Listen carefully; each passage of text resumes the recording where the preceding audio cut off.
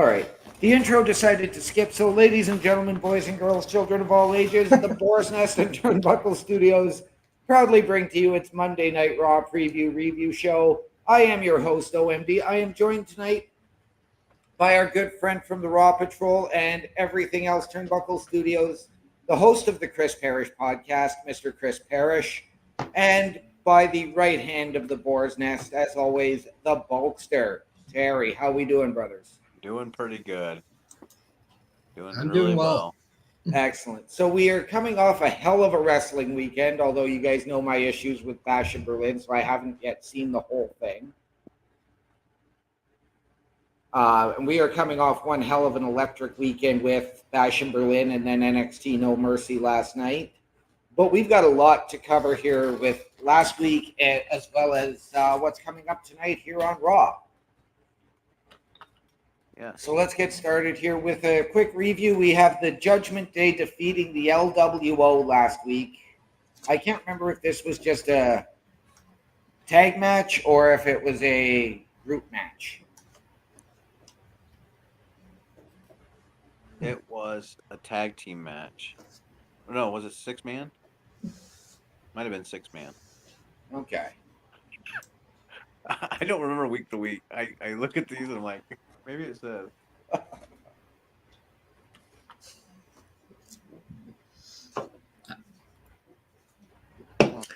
This is awesome.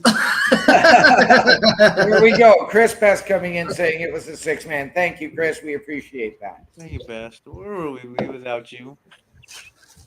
I didn't want to just come on the show and then just have to stand you guys up, knowing that OMB, you knew that last week I ran in after this, and the fact that I knew and you guys didn't. It's kind of funny. Yes. I'm also doing a fantasy football draft, so yeah, that's why I kind of let you guys suffer on that one. So this was a decent match. We got the return of Joaquin Wilde and Cruz del Toro to tag team action. Yeah. Chris Best trying to make you jealous here, Terry, because he's eating a chicken parm. I can almost smell it, Best. You and Best now can have a chicken parm showdown here live. No, Terry, what you smell is you. It's like yesterday chicken parm. Back to the content. So this was one hell of a match. Getting the return of Cruz del Toro and Joaquin Wilde into the ring provided a new level, added some depth actually to LWO, which has been sorely lacking. Yeah, they have Grandpa Ray, and he can't do everything that these younger guys can do. I mean, those young guys from the LWO, Joaquin, when they do the launch thing, yeah, that thing's amazing. It is. Yeah, I think it was just a nice way of getting everybody out there and not kind of forgetting about the LWO. I thought that was the nice thing. Although I know OMD, you're tired of the Dom and Ray thing, and I understand it. I just keep it when it's memorable, if it's meaning something. But at the same time, this is I think the problem with the factions on Raw is that you're always going to have them together in some way or shape or form. But right. What I took out of this is just getting to see the LWO on screen, because it's been so Judgment Day heavy as of late that we kind of are putting LWO on the back burner. So it's nice just to kind of get them forefront. Absolutely. I can completely agree with that. Damage Control defeating the Pure Fusion Collective. Not a name which none of us are sold on. This was a tag team match. Was not a number one contenders match, which was kind of surprising, but again, this is two teams that I think need to sort of go to the back of the line as far as the women's tag titles go right now. Yeah, I mean, I know Damage Control's trying their best with you know, it now shows how much Asuka has a big part of that team because it just seems kind of without that third member. You're absolutely right. I completely agree. I mean, because you don't have that mouthpiece now in Dakota Kai, Asuka, with the three of the Chinese women, Japanese women, they were phenomenal. Um, but yeah, since moving to Raw, they've sort of fallen flat, and I think part of that might even have to do with the lack of Bailey being a part of the group. Yeah, Bailey was like the leader, and everybody else was you know, the sidekick. The Even though problem she was, was as the leader, Bailey put everybody else above her in that group. yeah, and Io was. I liked her as a champion when Bailey was involved, but everybody was waiting for them to actually progress that story. Now with that out of the picture, it's like, where do we go with these girls? How we can add a different story or element to them that makes it entertaining? And Right. this feud they have with the Pure Fusion Collective just isn't sitting. I mean, then you add Zelina Vega into it because she actually comes in and interferes in that match at the end and attacks Sonya Deville. So I don't know if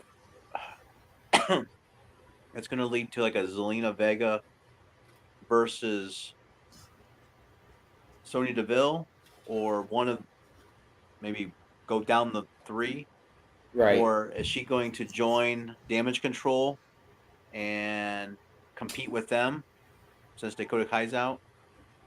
I can see it in a six-man tag, but Zelina Vega is still a part of the LWO. Parrish, your thoughts? Well, Selena Vega is scheduled to face Shayna Baszler tonight on Raw. That is what we do know. My thing is I just want to see this lead to some inclusion into the tag titles, and that's what I want to see. From what I understand, Jade and Bianca are scheduled at Raw, and there could be like a championship celebration or something along that line. And I really hope that one of these teams, if not a few different teams, interrupt them, because I like what they've been doing with the women's tag titles so far.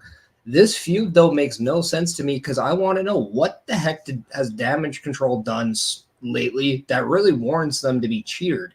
What? Because they feuded against another team that happens to be booed? That's not enough for me because I'm not forgetting what they've done to the people I Right. do cheer about. So to me, this is where the investment emotionally kind of goes away because even though I do like all the competitors, I don't understand why they're doing it. And I think that's what's lost for me. Right. Absolutely. I get completely where you're coming from. Yes, Jade and Bianca are scheduled, and we are scheduled to have a number one contenders women's tag title match tonight.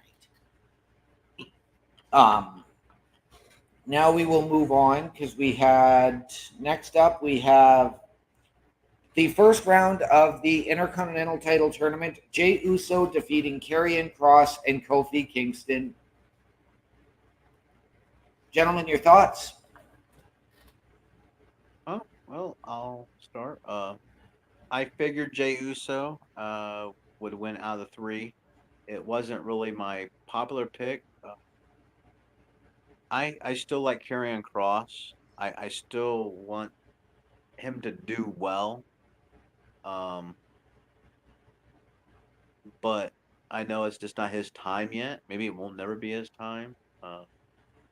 I don't know what title. I mean, U.S. title, but he had to go back. He had to go to SmackDown to compete against that. But it was a good match. You know, Kofi's just, I didn't see him being uh, really going to be a real contender for this. But anyway, it was a so-so match for me. Parrish?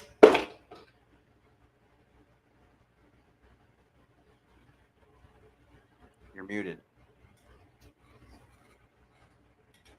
I also don't want my fantasy stuff to come up on there, so I'm being a little bit proactive. Okay, I just made my pick anyway. I think with these triple threat matches, you're going to get what you get, right? Like, I don't think a lot of them are going to blow the roof off. But I like the fact that we saw Karrion Kross kind of get a lot of offense in this match. I don't like the fact that he got pinned. And the reason why is I'd like to see him being a little bit more protected. There's not a lot of people on Raw that really should be able to dominate him the way that he's kind of allowed people to do so. I understand the whole idea was to have Jey Uso go over, and I get that, but this is an opportunity where you don't have to always pin it on the heel if there's only one heel out of the two, or out of the thing. I would have loved to see kind of just a healthy, hey, I got you moment between Jey Uso and Kofi Kingston, just because it's a little nod to not only their history, but also if there's two men that understand when to take advantage on the other, it should be those two, right? So that's kind of my only gripe is that Karrion Kross, if he's not going to be the guy that wins, why did he have to be the guy that took the pin? It would have been nice for him to kind of maybe beat up on Kofi as kind of the storylines was doing that, and then Jimmy Uso maybe just kind of stole it. I don't know, something like that. I do look at Jey Uso as being the future winner of this whole thing, so it's no surprise to me that he not only won this, but advanced in the tournament. Right. Yeah, there was no surprise. I think we all had Jey Uso pegged to win this. I'm with you, Parrish. I don't think Karrion needed to take the pin. I had mentioned earlier on last week's show, it was sort of, we had called attention to the New Day and Usos history with the Final Testament versus New Day rivalry, and saying it was almost getting to Uso New Day-esque, and then we get this match. It was not something I really want to see again. I realize that it has been limited in the last 5 years or so. So can take that in small doses. So yeah, I mean, I do think that Jey Uso is going to win, but I think he needs to actually win the belt if he's winning the tournament.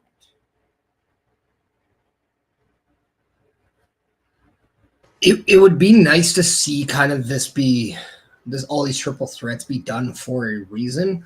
I don't think Braun Breaker needs to go on this insane large run as an Intercontinental Champion, but at the same time, I don't think it makes sense for him to lose in his really first main feud after Sami Zayn. Like, right. It just really doesn't do a lot for him, and it really doesn't do a lot for the Intercontinental Championship.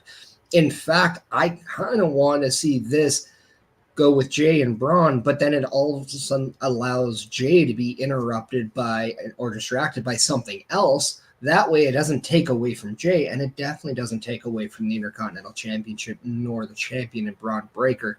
And really, if Jey Uso looks like he has it all but one, it would make that much more sense because now it allows the fact that Jey Uso is a serious contender, and it's just something else that takes him away. And yes, I am really alluding to bloodline type events. Yes. We had Bronson Reed versus Braun Strowman end in a no contest last week. This was the hardest hitting match of the night.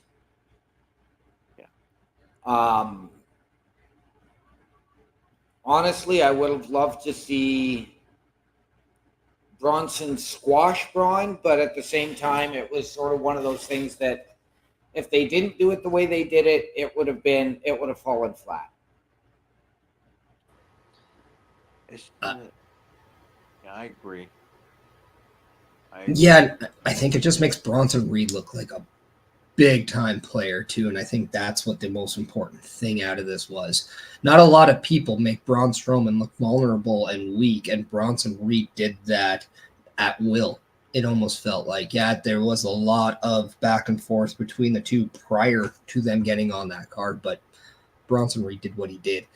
And this is what's making me very intrigued with Bronson Reed moving forward. They Okay. better make Strowman come out tonight like bandages on his ribs. I mean, sell this attack. See, I thought they were doing it as a way to write Strowman potentially off of TV I think it works. because, again, his knees are not well. He is apparently looking at another surgery for his knees. It's probably one of these things where, hey, we need somebody. Sorry, you're gonna be back.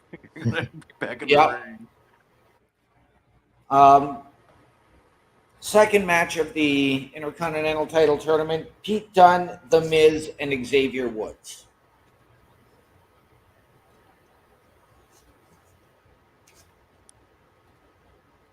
I'll Hulkster?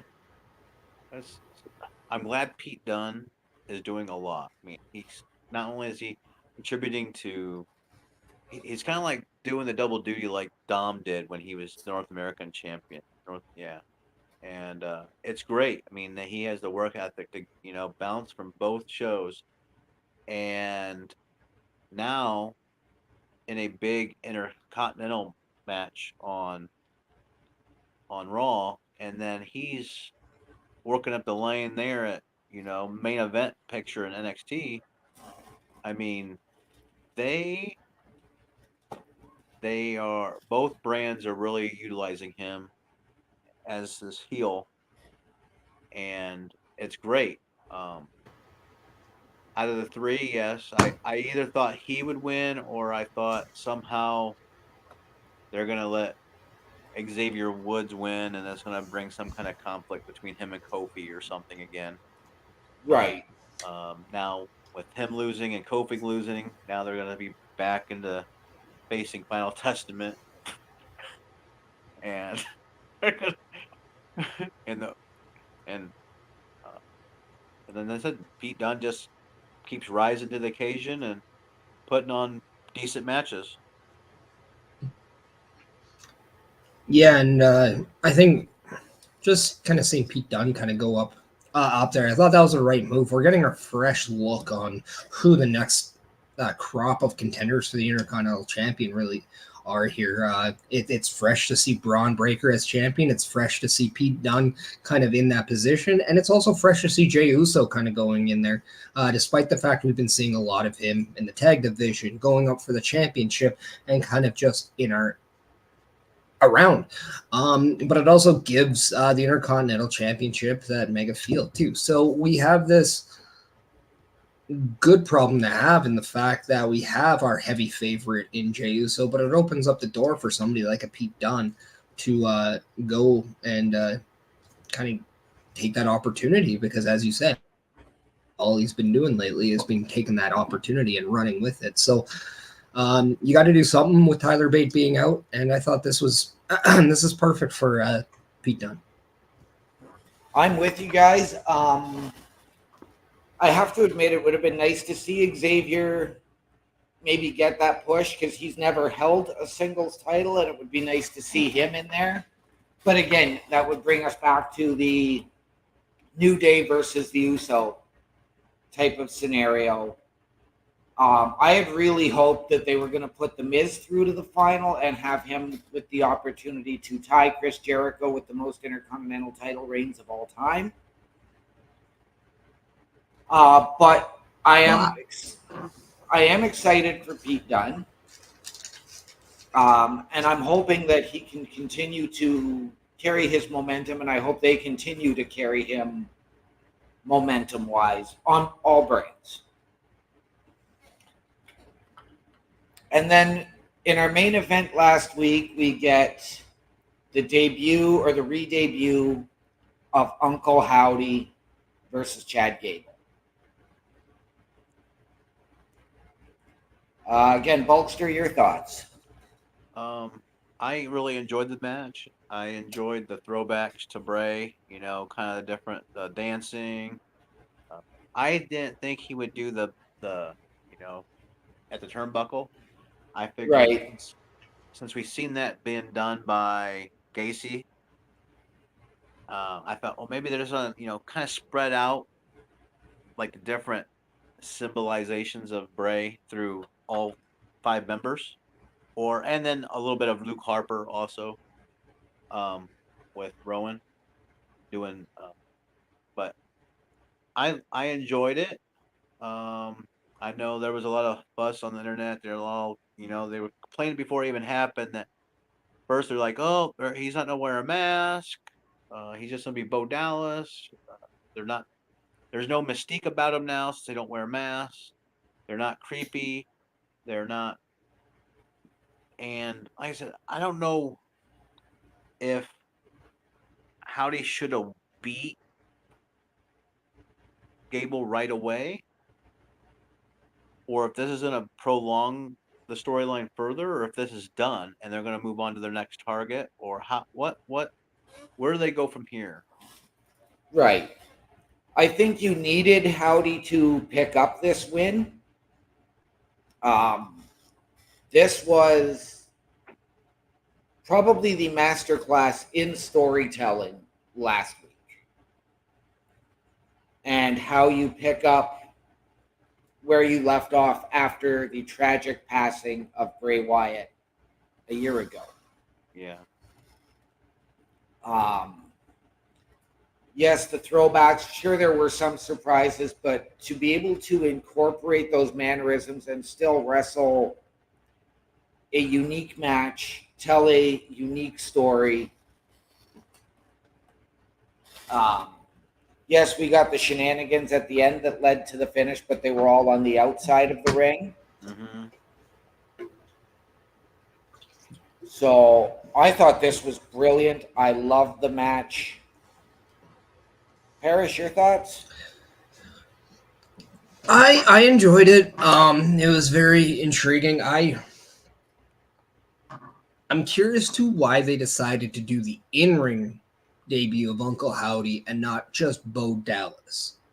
To me, that is for me the curiosity here. I'm aware that they had Joe Gacy and Dexter Loomis in a match, but I believe they were not in full gear in the Wyatt Six. They had done the unmasks and then went into the ring. So that's kind of why I'm curious as why it was Uncle Howdy. But to see all the tributes to Bray, to see the dancing of the with his partner in there, doing all the shticks, it was a great tribute. However, I do want to see a little bit more things that make Uncle Howdy, and not just Bray Wyatt tribute, Right. Uncle Howdy. I do think that there's going to be that fine line. I understand why it's there. But yeah, and obviously, of course, he's going to get the win. Where I see the Wyatt Six, I mean, why not Judgment Day? I mean, there's somebody that just turned their backs on 2 members of their family, just like Chad Gable. So they're doing the same thing to family as Chad Gable was doing with the Alpha Academy. So to me, that could be what they go with. I could see maybe American Made go after the tag titles and a championship of their own. I can see Ivy Nile perhaps go after the women's title in some shape or form. I don't know. I think it's everything's open. Maybe Lyra Valkyria can do something with Ivy Nile. I think that would be a great little different feud over there. Yeah, absolutely. I like it. So on to tonight. Let's start. We are getting the debut of a brand new commentary team with Joe Tessitore and Wade Barrett on Raw.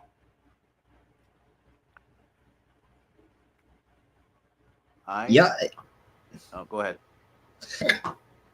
All I'm going to do is say I'm going to be open-minded with this whole thing because obviously it's not going to be Pat McAfee. It's not going to be Michael Cole. It's not going to be what we know. We're going to see some hiccups. We're going to see a couple of growth spurts in this process, but give it a chance. I'm wide open here. I'm letting him.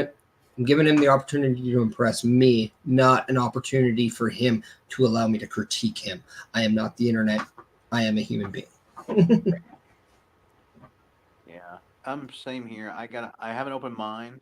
I don't know anything about this Travado what? Joe Travadoshi? Tessitore. He's called boxing matches, MMA matches, bowl games, and he has worked as an announcer and analyst for ESPN for a number of years. As long as he doesn't have the commentating style of "Mamma Mia," Mario will be all right. No, I don't think we're going to get that. Uh, Um, so we are getting another Intercontinental Title Championship tournament match, which is going to be Sheamus versus a mystery opponent versus Ludwig Kaiser. It was supposed to be Bronson Reed. Bronson Reed is out due to COVID. Parrish, you suggested a name earlier in Jacob Fatu. I had heard Pete Dunne was going back in, and now I've also read that it's going to be Braun Strowman, which completely negates the Bronson Reed from last week. Yeah, I think it's just things that we've heard on the internet. Nothing has been completely unveiled to us yet. And you know what? Let's keep it that way. Let us be uninformed until the situation actually arises of who that person is. Could it be a surprise? I hope so. Could it be somebody who's completely obvious? Maybe. Who knows? But this is what makes wrestling fun. Is sometimes the art of not knowing every little detail, right? So keep that open. It absolutely sucks for Bronson Reed.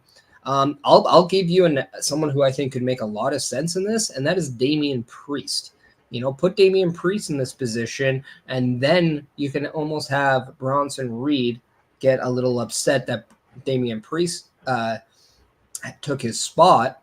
Because let's face it, Damian Priest versus Braun Breaker is a completely fresh matchup as well. But where I'd go here is I'd like to see the Judgment Day assess the fact that they lost against two people on Monday, and then maybe this leads to them realizing they need to add somebody of muscle. I want to see Bronson Reed inducted as the new leader of the Judgment Day. This could set the seeds for that. Right.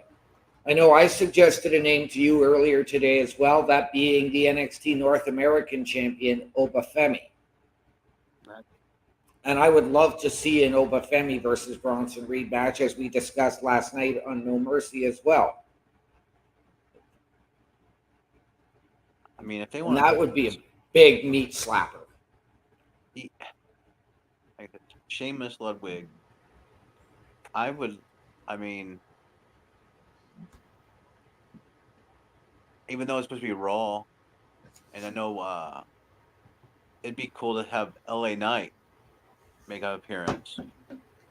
And since Ludwig did open challenge or accepted his open challenge on SmackDown, even though he's on Raw, kind of like have Sheamus and Ludwig just like they're like backstage, and maybe they're doing like a little tiff, and Pierce goes in there and goes, "I don't care who you get, just bring somebody like that's whoever," and have LA Knight come out there and be like, "I'll be double champion." Right? I think here's a name that might throw a lot of people off, but it could make a lot of sense because he never got drafted. He's never assigned to a brand. He's set to return anytime. What about Jimmy Uso? I like it. You could potentially get the blow off from Jimmy versus Jay in the finals of this tournament. Well, I think the finals is going to be a 4-way, isn't Yeah. it? Biggest surprise would be if you say his name and he appears. That too. I was thinking about that earlier. A second triple threat match tonight for the Intercontinental Championship tournament, and we have. You just made the chicken parmesan the least favorite thing that Chris Best could be devouring, if that's the case. We are getting Ilya Dragunov returning from injury versus Dragon Lee versus Dom. Iliad, 100%. Iliad is Well, I love Dom. Dom would have to have shenanigans to win. Ilya just too chaotic to not. He'll wipe the floor with these guys. Yeah, and I can't seem to think that we won't get somebody costing Dom an opportunity here. But also there has to be a whipping boy in this match, and well, Dom has shown in numerous occasions. Uh, Not only does he act like a boy at times, he does definitely acts as a whipped boy. So why not put it in the present tense as a whipping boy? But I mean, if it's not Ilya, how about Dom? Like, let's just see what this kid can do when it makes no sense, but he somehow just slams his way into another opportunity. You know what? I actually have Dom as my pick to win this match. That's because you've been wanting him as Intercontinental Champion ever since the custody of Dom ladder match.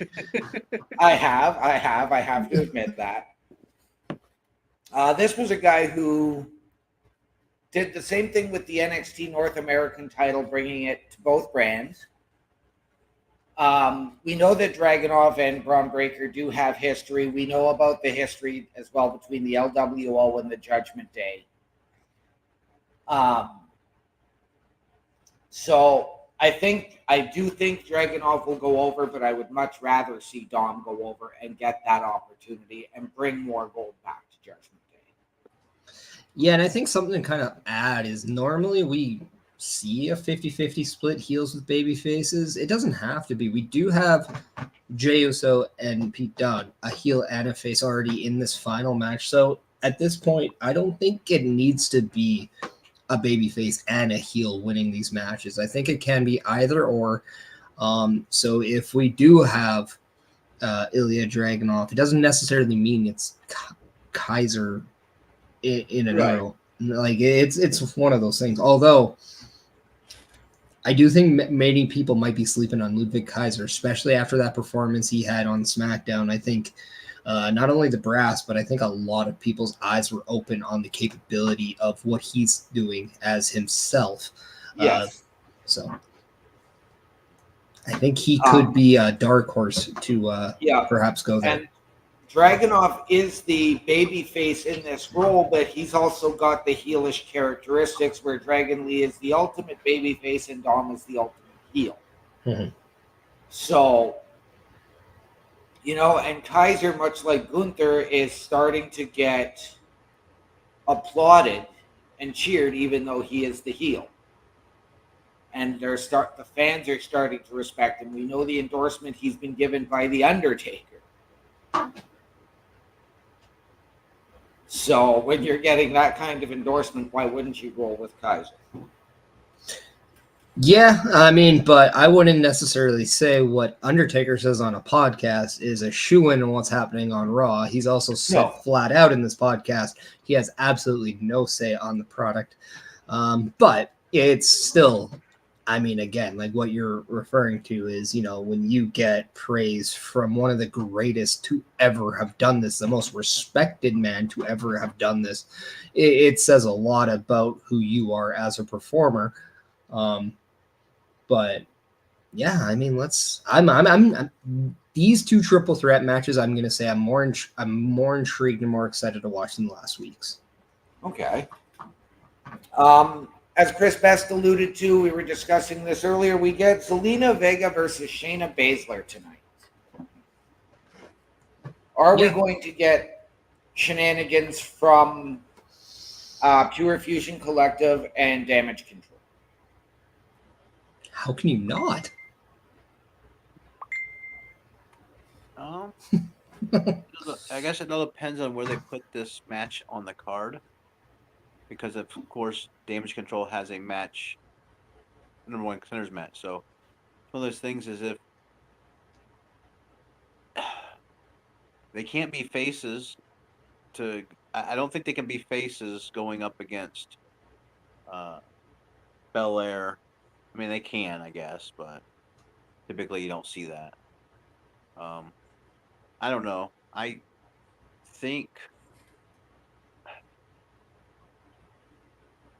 don't know. I'm hoping hopefully Xena has some friends. Maybe there's some people that are coming up from NXT that can help her. Or LWO come out and, just kind of keep the peace, the guys, they can hold off the girls. I mean, it isn't like they don't have to hit them, just hold them. Right. So Zelina can get her since so Shayna Blazer can get her comeuppance. Right. Um, as you've alluded to, we are getting a women's number one contender tag title match. The Unholy Union versus Damage Control. Yeah, and I think this is where we see the shenanigans. I don't know if it's necessarily the other, but maybe this is how you tie in both matches to kind of make this show a little bit more in succession. Though I do see Unholy Union winning this match based off the shenanigans, and I think they should. I mean, if Jade and Bianca get their rematch, why can't Isla Dawn and Alba Fire? And I think it's kind of apropos because it would be done in the same way. Both teams had to earn their chance back, and why not? I think Unholy Union right now are proving that they're one of the more in sync women tag teams in WWE. So you got to strike while the iron's hot with these two, if you ask me. Yeah. I'm with you. I think Bulkster alluded to it. I think it's where you position Zelina and Shayna on the card, and I think it's going to be where you position this match on the card. I do think that this match is going to get positioned during Jade and Bianca's Tag Team Championship celebration that's going to happen on Raw. Yeah, I agree. Yeah, especially if, again, like what I said did come into fruition, you do have multiple teams interrupting the celebration, if that's the case. And all of a sudden, Bianca and Jade be like, well, don't you four have a match? Why don't we just do it right now? And it's right. There you go. They could be sitting at ringside, and there you go. All of a sudden now you have a match that you can build down the road when you have the tag champs right there eyeing down the number one contenders. I think it just makes sense. And we are getting a 6-man tag in American Made with the Creed brothers and Ivy Nile versus Otis, Maxine, and Tozawa. Oh, yeah. Okay. Sorry. I'm hoping that American or Alpha Academy win. Maybe it'll be caused by some interference by the Wyatt Six, just kind of messing with Gable. Will they have any kind of supernatural effect, mental effect on Gable with a loss from Uncle Howdy? Is there any psychological damage to Gable going Well, in? this is a 6-person mixed tag, so it's the Creed brothers and Ivy. Correct. I'm just talking from last week. Does some of the stuff that happened last week with Gable losing to Uncle Howdy, does it have him have any kind of epiphany? Is it just a normal loss? Is there are they going to do anything extra because it was the Wyatt Six? No, I don't think you need to. I do hope that this brings an end to the American Made Alpha Academy feud. I do think that if you're going to get anything, it's going to be Nikki Cross going after Ivy Nile for Ivy Nile jumping on Rowan and having attacked Maxine a few weeks earlier. Yeah. Yeah, I think you can go one of two ways here. You can have Nikki Cross be a distraction to Ivy Nile, who then gets upset by Maxine Dupree, which the crowd would erupt for. Or you, because you just have turned Ivy Nile heel, and obviously you're going to be doing more with her as a heel than Maxine as a babyface inside the squared circle, you could have her absolutely decimate Maxine Dupree, and you can blow that off. And then you have a meeting of Nikki Cross and Ivy Nile. Then the the groups come in, and maybe, just maybe, you're setting up for that ultimate blow off between the Wyatt Six and American Made in that multi gender tag match, as well as we can see Uncle Howdy, Chad Gable, Joe Gacy, Dexter Loomis with the Creed brothers, Ivy Nile, Nikki Cross right there. It just fits. Yeah. Yeah. I'm with you. Like I said, I hope that this puts an end to the American Made Alpha Academy feud. I'd like to see Alpha Academy move on to something else. Same with American Made, whether it's either team moving into tag team contention or whether Alpha Academy can bring in a new member, a new leader. I know we're probably not overly sold on this, but with the number of three-man factions now in the WWE, are we starting to set the tone for potentially adding a trios tag title? No, I have to say no. I think right now their focus is on just making sure this women's speed title goes up. And I think, honestly, these speed titles are just there because of their agreement with X. But I do think maybe a women's mid-card title is probably more likely to happen before a trios championship. Okay. Yeah, I could just hear the internet community if they made a trio style. They're copying AEW. Yep. Could we see more teams in this same situation adopt using the Freebird rule, much the way the New Day did? Well, the Bloodline started that until we saw Solo strip Jacob Fatu of the title and give it to Tonga Loa. We've seen iterations of this since, but I mean, I don't know. I mean, it doesn't always have to be done. No, it doesn't. And I don't want it to get... It's one of those situations you don't want to get it too repetitive with teams like the OC if they can move themselves back into title contention or whatever. And this is on both brands. I could see it more if you had one set of tag titles going back and forth. Yeah. Yeah. With that being said, gentlemen, we have moved along here at quite a rapid pace. I know, Parrish, you and I have to get ready for the Raw Patrol here very shortly. We do, and let's just skip how people can find us, because you can find us on the Turnbuckle Studios, on their YouTube and on their Twitch for the Raw Patrol, starting in just about 15, 16-minute time there. So make sure you transfer over just like us, and let's patrol the WWE scene. Parrish and I will be there, but you will be able to find the Bulkster wherever he tells you to find them. Right down below there, you can find me on YouTube, Bulkster Show. Like I said, I like to come here, spread some good wishes for the wrestling community, talk about wrestling. I haven't been doing too many videos. Just hasn't been in TikTok. I haven't made any videos lately, but you can find all my previous and older content at the Bulkster Show as well. All right. Thank you, Bulkster. With that being said, ladies and gentlemen, Parrish and I are going to go get ready for the Raw Patrol. Bulkster, we will see you in chat over there. See you later. Ladies and gentlemen, from all of us here at the Boar's Nest, to those of you out there, wherever you are, good night, good luck, we out.